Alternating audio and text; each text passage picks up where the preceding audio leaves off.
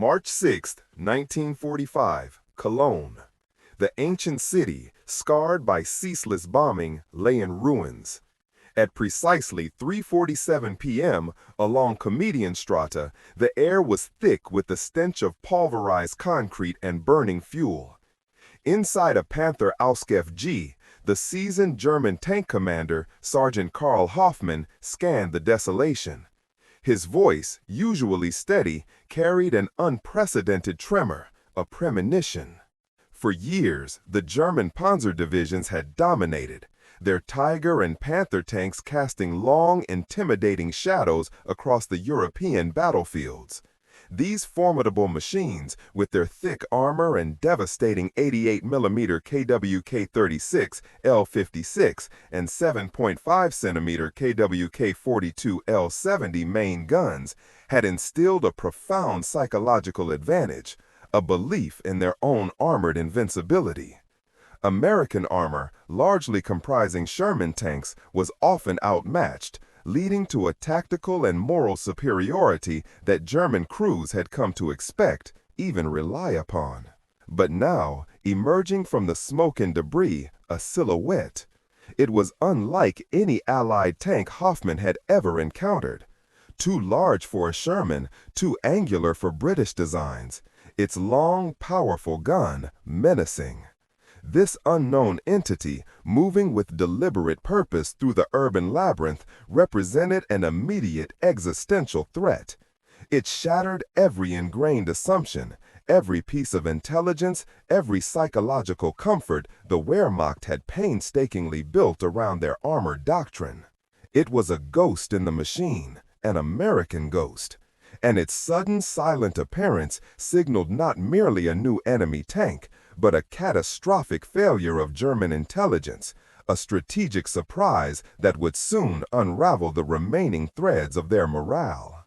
This strategic surprise was all the more impactful because for years the Wehrmacht had cultivated and maintained a powerful illusion of tank superiority.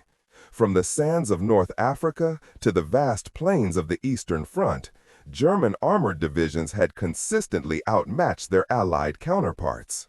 At the heart of this formidable reputation stood the Tiger I and the Panther.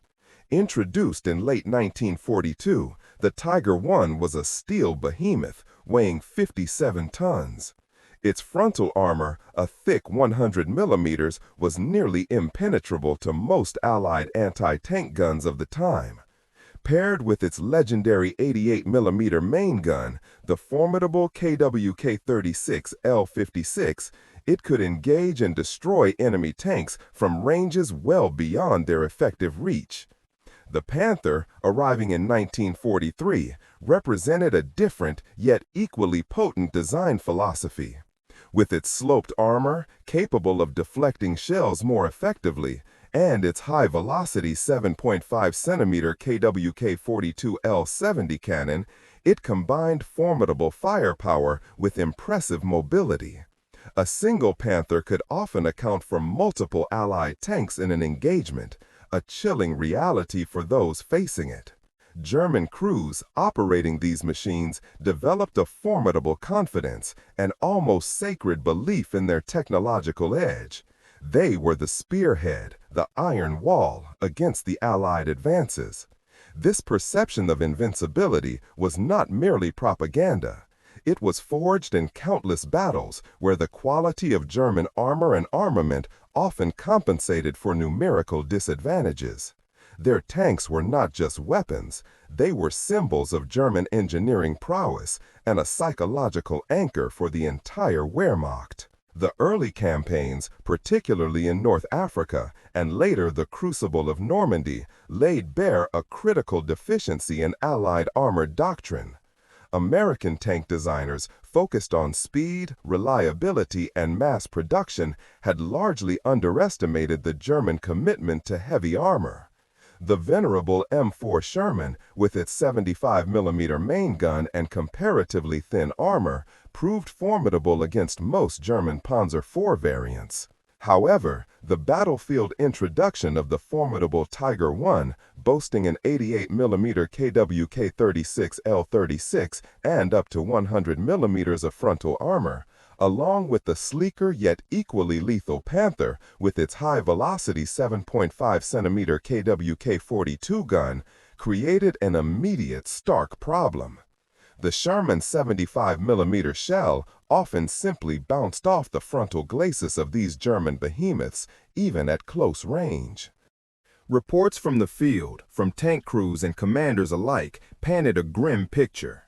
General Leslie J. McNair, head of Army Ground Forces, initially resisted the development of a true heavy tank, favoring sheer numbers and the M4's known logistical advantages. Yet, the relentless attrition in engagements across Tunisia and France forced a strategic reassessment. The M4 Sherman, despite upgrades to a 76mm gun, still struggled to consistently penetrate the frontal armor of the latest German designs. By 1943, the imperative was undeniable. The United States needed a new tank, a heavy tank designed from the ground up to challenge and defeat the Panther and Tiger. This wasn't merely a matter of firepower, it was a psychological necessity. Allied tankers needed a vehicle that could confidently face the enemy, restoring parity and shattering the aura of invincibility surrounding German heavy armor. The T-26 program, eventually leading to the M26 Pershing, was born from this desperate strategic need. The T-26 program, eventually leading to the M26 Pershing, was born from this desperate strategic need. Its formal inception, in the crucible of late 1942, represented a profound shift in Allied armor doctrine. The mandate was clear and absolute. Engineer a heavy tank capable of decisively engaging and destroying any known German armored vehicle. This meant a substantial upgrade in both offensive firepower and defensive armor. Designers at the Detroit Arsenal, working under immense pressure, focused on integrating a potent 90mm M3 main gun, a weapon specifically chosen for its high muzzle velocity and armor-piercing capabilities, far exceeding the Sherman's 75mm and 76mm ordnance. Crucially, from its very inception, Project T-26 was shrouded in a veil of extreme secrecy. The War Department understood this was not merely a new tank, but a strategic weapon whose psychological impact hinged entirely on its element of surprise. Every aspect of its development, from initial blueprints to the construction of prototypes, was compartmentalized. Key personnel were restricted to need-to-know access, with code names and clandestine facilities protecting its existence from prying eyes and enemy intelligence. The decision to pursue such an aggressive secrecy protocol was deliberate. Allied commanders recognized the formidable psychological advantage the Tiger and Panther had conferred upon German armored divisions. To counter this, not only with superior hardware, but with an unseen threat, became a paramount strategic objective. Production facilities operated under strict security regimens, with components often fabricated and assembled in separate secure locations to prevent any single leak from revealing the Pershing's true nature or its impending arrival on the European battlefields. The urgency of the situation, the overwhelming tactical superiority of German armor, it demanded a radical response. By late 1944, a small, elite contingent of the newly produced M26 Pershing tanks, just 20 of them, was earmarked for immediate deployment to the European theater. This clandestine transfer, codenamed Operation Zebra, began its meticulous execution. Each 46-ton behemoth, a stark deviation from the familiar Sherman, had to vanish. They were meticulously crated, disguised as innocuous replacement parts, their true identities obscured by false manifests and a veil of absolute radio silence. Loaded onto Liberty ships, these vital assets traversed the U-boat-infested Atlantic, their presence a ghost, a whisper to any prying German intelligence. The sheer logistical feat, moving such massive machines without a single leak, was a testament to Allied operational security. Upon arrival at the port of Antwerp in Belgium in January 1945, the deception continued. Unloaded under the cover of darkness, the Pershings were immediately transferred to rail cars, again carefully concealed, and moved swiftly towards their forward operating bases. Every journey, every transfer, was a high-stakes gamble against discovery. The goal was singular: ensure the German High Command, and especially their formidable panzer divisions, remain utterly oblivious to the true nature of what was about to confront them on the Western Front. The urgency of the situation, the overwhelming tactical superiority of German armor, it demanded a radical response. By late 1944, a small, elite contingent of the newly produced M26 Pershing tanks, just 20 of them, was earmarked for immediate deployment to the European theater. This clandestine transfer, codenamed Operation Zebra, began its meticulous execution. Each 46-ton behemoth, a stark deviation from the familiar Sherman, had to vanish. They were meticulously crated, disguised as innocuous replacement parts, their true identities obscured by false manifests and a veil of absolute radio silence. Loaded onto Liberty ships, these vital assets traversed the U-boat-infested Atlantic, their presence a ghost, a whisper to any prying German intelligence. The sheer logistical feat, moving such massive machines without a single leak, was a testament to Allied operational security. Upon arrival at the port of Antwerp, Belgium in January 1945, the deception continued. Unloaded under the cover of darkness, the Pershings were immediately transferred to rail cars, again carefully concealed, and moved swiftly towards their forward operating bases. Every journey, every transfer, was a high-stakes gamble against discovery. The goal was singular: ensure the German High Command, and especially their formidable panzer divisions, remain utterly oblivious to the true nature of what was about to confront them on the Western Front. Then, in late February 1945, the whispers began. The first M26 Pershings, specifically a small contingent of 10, designated Task Force Baum, had been deployed to the European theater of operations. Their arrival was quiet, their movements discreet, a stark contrast to the thunderous arrival of other combat assets. These initial engagements were fragmented, sporadic. Near Elsdorf on February 25th, elements of the 3rd Armored Division, equipped with the experimental tanks, encountered German armor. Reports from the German side were immediate, yet profoundly confused. Workhorse reconnaissance units and even frontline panzer crews spoke of a new, formidable American tank. But their descriptions were a testament to the success of Allied deception. They consistently identified these vehicles as long-gun Shermans or heavy Sherman variants. The very concept of a purpose-built, heavy American tank designed to challenge their Tigers and Panthers directly was so alien to their intelligence assessments that they simply could not process it. Major General Ernst Philipp, commanding the 9th Panzer Division, received multiple conflicting field reports.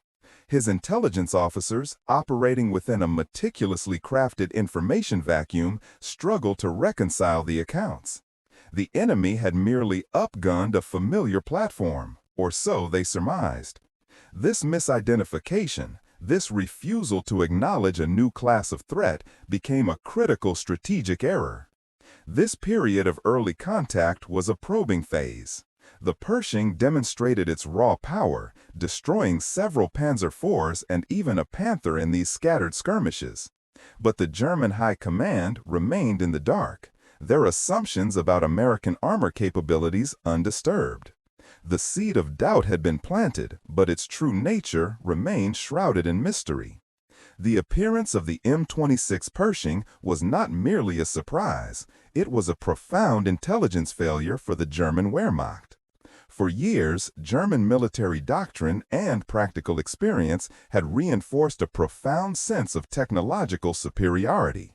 The prowess of their Panther and Tiger tanks, their formidable 88mm guns, seemed unassailable, leading to a deep-seated belief in their technological edge. This hubris fostered a significant underestimation of Allied capacity to innovate and to rapidly deploy a heavy tank capable of challenging their best. Compounding this misjudgment was the sheer scale of the global conflict. The Eastern Front, a ravenous maw, consumed the vast majority of German intelligence resources. Every Soviet division, every new T-34 variant was meticulously tracked, diverting critical attention and analytical effort from the Western theater. Even in late 1944, the focus shifted intensely to the Ardennes offensive preparations and its subsequent fallout in December. The sheer weight of operational demands against a dwindling intelligence apparatus created a critical vacuum regarding potential new Allied armor developments. Crucially, Allied operational security surrounding the T-26 program was nothing short of meticulous. From the Detroit arsenal and its associated manufacturing plants to the port of embarkation and the disembarkation points in France, the entire chain was rigorously controlled. Design specifications, production numbers, deployment schedules, all were compartmentalized and fiercely guarded. The limited number of Pershings initially deployed, fewer than 24, for the Zebra mission, made them easier to conceal amidst the vast logistical flows of the Allied war machine. Even when first encountered, the scattered reports from isolated German units were often dismissed as misidentifications, mere long-gun Shermans, or exaggerations by an intelligence service unwilling or unable to accept such a dramatic shift.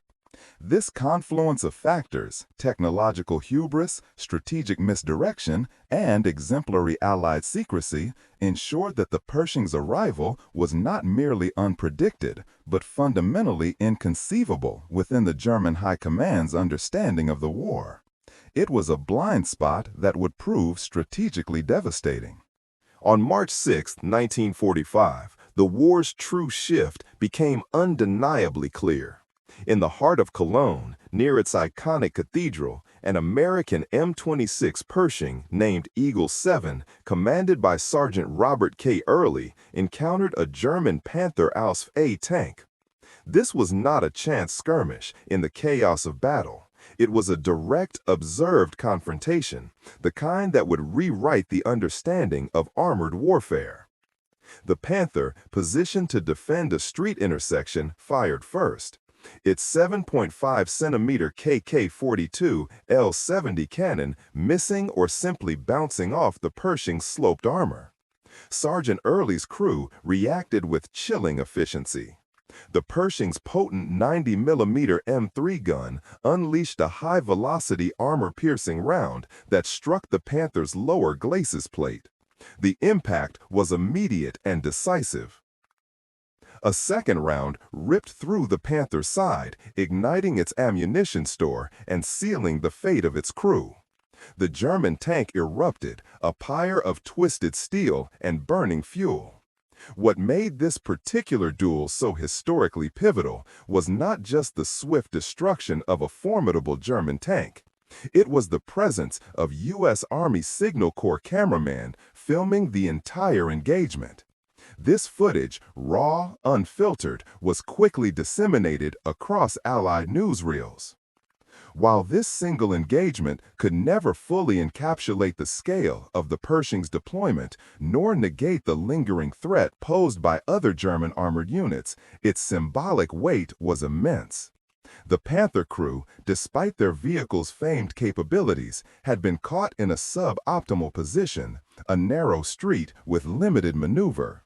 Yet the sheer speed and brutal effectiveness of the Pershing's response resonated far beyond tactical analysis. For the German High Command, already grappling with fragmented intelligence, this filmed duel was an inescapable revelation. It provided irrefutable visual proof of an American tank that could not only stand toe-to-toe with their revered Panther, but dispatch it with shocking ease. The lingering doubts, the whispers of a new, heavier American design, were suddenly replaced by a stark, terrifying reality. The Panzer troops' psychological shield had been publicly and violently breached. For years, the Wehrmacht's panzer crews had operated under a powerful, almost unshakable assumption. Their machines, the Tigers, the Panthers, armed with the formidable 88mm gun, protected by thick, sloped armor, were technologically superior. This conviction bred a profound, often critical sense of battlefield invincibility. But the sudden, brutal appearance of the M26 Pershing, especially in pivotal engagements like the Cologne Cathedral duel, tore through this deeply ingrained belief. It wasn't merely a new American tank. It was a direct, undeniable challenge to the very core of their operational psychology. This surprise reveal inflicted a wound far deeper than any physical damage. The intelligence reports filtering back from the front, particularly from units like the 9th Panzer Division, spoke not just of combat losses, but of a profound crisis of confidence. German tank commanders, previously assured of their technological edge, now faced a heavy tank, a true heavy tank that could go toe-to-toe with their best and decisively win. This realization created a pervasive psychological burden, eroding morale and fostering a palpable sense of vulnerability. Veterans documented the increasing frequency of tank abandonments, even when vehicles were only lightly damaged. The psychological cost of knowing an equivalent or even superior enemy heavy tank was operating undetected was immense. It led to tactical paralysis, a reluctance to engage in unsupported actions, and a growing sense of hopelessness among crews. For years, the Wehrmacht's panzer crews had operated under a powerful, almost unshakable assumption. Their machines, the Tigers, the Panthers, armed with the formidable 88mm gun, protected by thick, sloped armor, were technologically superior. This conviction bred a profound, often critical sense of battlefield invincibility. But the sudden, brutal appearance of the M26 Pershing, especially in pivotal engagements like the Cologne Cathedral duel, tore through this deeply ingrained belief.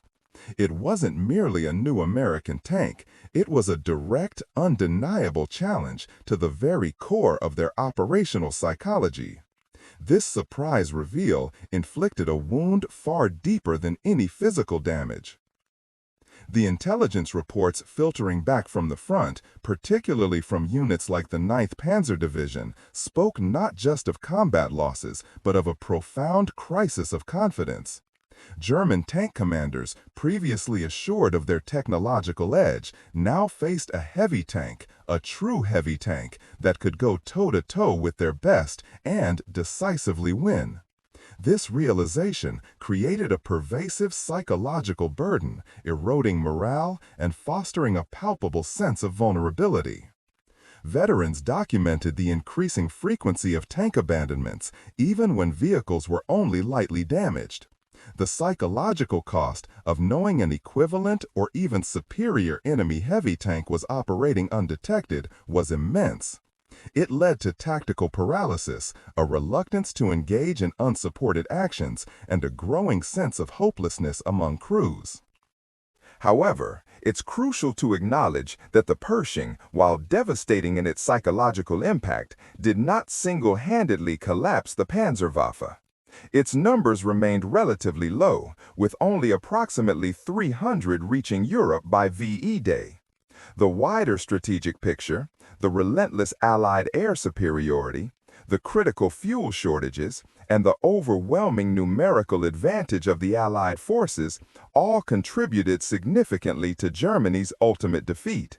Yet, the Pershing's arrival was a particularly cruel psychological blow.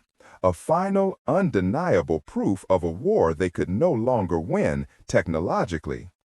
The initial encounters with the M26 Pershing ignited a scramble within the Wehrmacht's intelligence apparatus. Field reports, often fragmented and delivered under fire, spoke of a new American tank.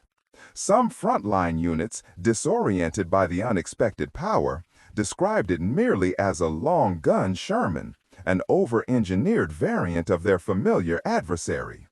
Others, particularly in early March 1945, simply noted an oversized T-34, a recognition of its distinct profile, yet failing to grasp its true origin or capability. This torrent of conflicting observations posed a significant challenge for departments like Fremde Heer West, the German Army's intelligence branch responsible for Allied forces. Their analysts, accustomed to cataloging incremental Allied upgrades, now faced a genuinely novel threat. The sheer volume of reports, combined with the inherent chaos of a collapsing front, made accurate assessment exceptionally difficult. German reconnaissance, severely hampered by Allied air superiority, struggled to secure intact examples for detailed study. Within the Oberkommando des Heeres, or OKH, the high command of the Army, initial reactions often bordered on disbelief. The long-held assumption that American tank design prioritized quantity over technological sophistication created a mental block. Some senior officers dismissed early reports as exaggerations or misidentifications by fatigued crews. The idea of a purpose-built, heavy American tank capable of challenging the Panther or Tiger simply did not align with their established strategic intelligence. However, the mounting evidence, particularly visual confirmation from engagements like the Cologne Cathedral duel on March 6, began to erode this skepticism. Filmed sequences disseminated through intelligence channels left little room for doubt. The M26 Pershing was not a modification, but a fundamentally new platform. Captured components, recovered from disabled vehicles, offered undeniable proof of its advanced 90mm main gun and formidable armor specifications. Yet, even with these confirmations, the Wehrmacht's intelligence crisis was not merely about a new tank. Allied air dominance made reconnaissance perilous. Logistical breakdowns fractured communication lines, and the sheer speed of the Allied advance left little time for cohesive analysis. The intelligence picture was a mosaic of incomplete, often contradictory fragments pieced together under immense pressure, making it nearly impossible to formulate a unified, effective counter-strategy. The Pershing became a symbol of a broader, systemic failure to adapt to an enemy who was rapidly evolving. A disabled M26 Pershing, likely abandoned during a withdrawal or recovered from a particularly brutal encounter, eventually fell into Wehrmacht hands, a prize of immense intelligence value. German technical intelligence, desperate to unravel the secrets of this new American heavy tank, swiftly transported it to a secure testing ground, perhaps Kommersdorf, where their most skilled engineers and ordnance experts would dissect the beast. Their initial findings confirmed the Pershing's potency. The 90mm M3 main gun, a derivative of an effective anti-aircraft piece, possessed formidable armor-piercing capabilities, easily surpassing the muzzle velocities of the standard 75mm KWK-42 of the Panther, and even approaching the raw power of the vaunted 88mm KWK-36 on the Tiger I. Its sloped frontal armor, up to 102mm thick, was a sophisticated design, offering substantial protection against most German anti-tank weapons below 88mm. The Pershing's torse-elastic suspension, an innovative torsion bar system, provided superior cross-country mobility and crew comfort, a distinct advantage in the broken terrain of the Western Front.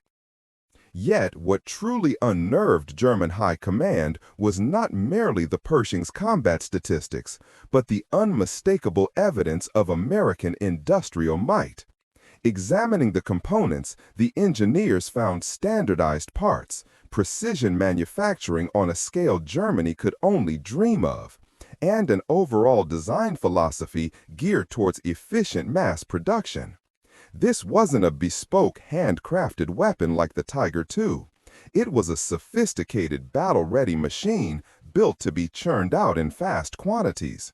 The captured Pershing, designated PZKPFW M26 737A, became a tangible manifestation of a foe whose production capacity was simply overwhelming.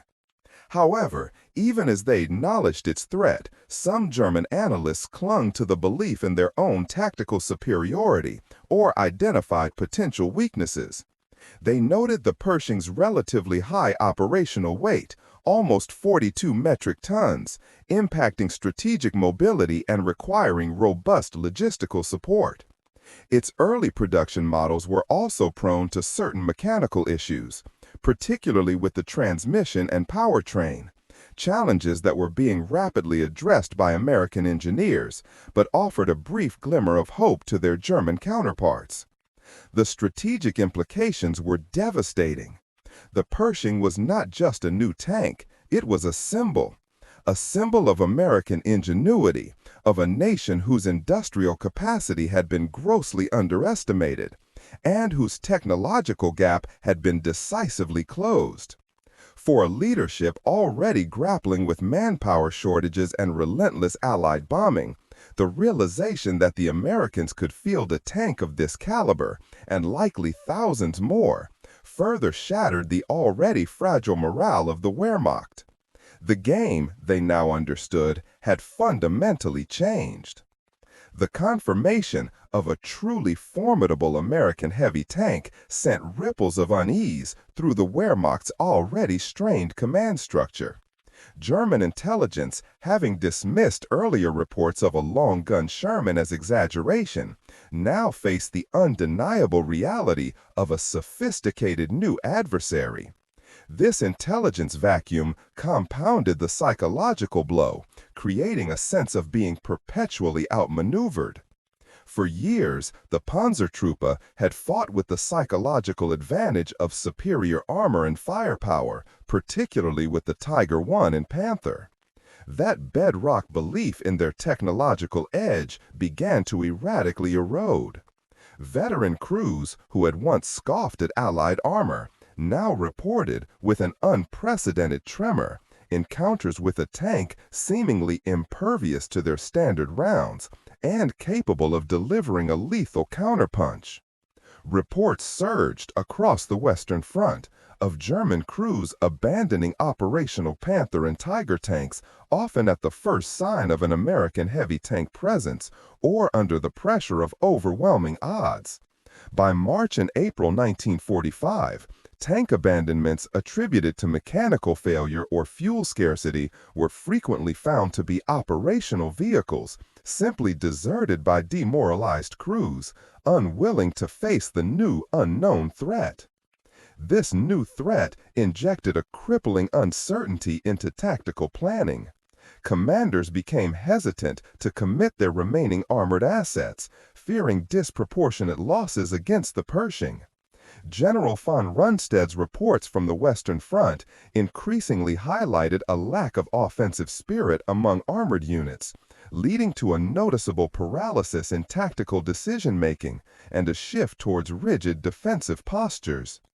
Yet, it is vital to acknowledge that the Pershing, while profoundly impactful, was not the singular architect of the Wehrmacht's collapse.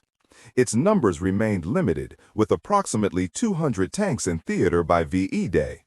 The broader context of overwhelming Allied air supremacy, critical fuel shortages, and a crumbling logistical infrastructure played an equally significant role in the Panzerwaffe's ultimate demise. However, the Pershing's true power lay not just in its 90mm gun, but in its capacity to utterly dismantle a deeply ingrained psychological advantage. It shattered the myth of German tank invincibility and replaced it with a gnawing fear that hastened the end for the once feared Wehrmacht's armored divisions. The meticulous operational security surrounding the M26 Pershing extended far beyond mere battlefield advantage. It constituted a sophisticated layer of psychological warfare, meticulously crafted to weaponize uncertainty against a faltering enemy. This strategic deception exploited existing German intelligence vulnerabilities, shattering deeply entrenched assumptions about Allied technological prowess. The German High Command, particularly Fremde Heere West, the intelligence branch responsible for the Western Front, found itself in an unprecedented crisis. Their analysts, accustomed to identifying Allied equipment, were faced with a heavy tank, for which no blueprints existed, no reconnaissance reports had been filed. This intelligence vacuum became a source of profound embarrassment and tactical paralysis, forcing them to scramble for answers in the war's final desperate months of 1945. For the German soldier on the ground, especially within the Panzerwaffe, the Pershing's sudden appearance was a catastrophic blow to morale.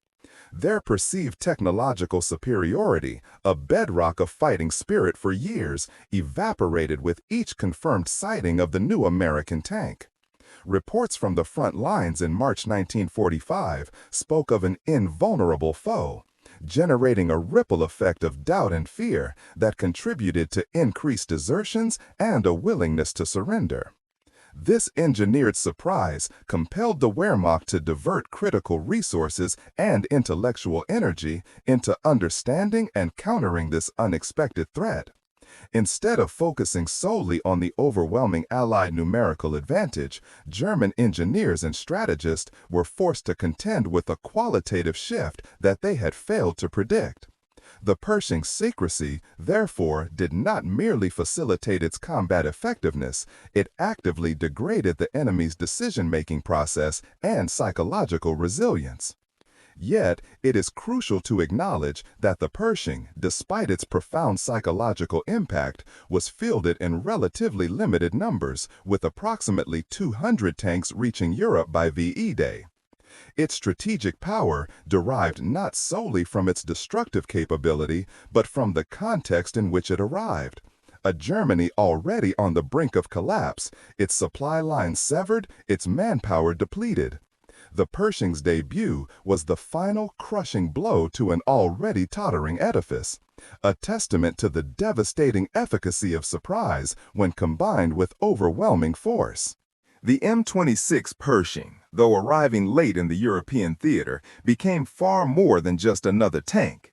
It stood as a stark symbol, a physical manifestation of American industrial capacity and its burgeoning ingenuity.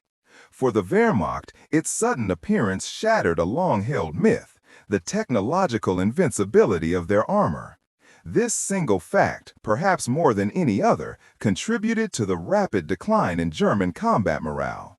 The few hundred Pershings deployed under Operation Zebra, a mere fraction of total Allied tanks, delivered a psychological blow disproportionate to their numbers.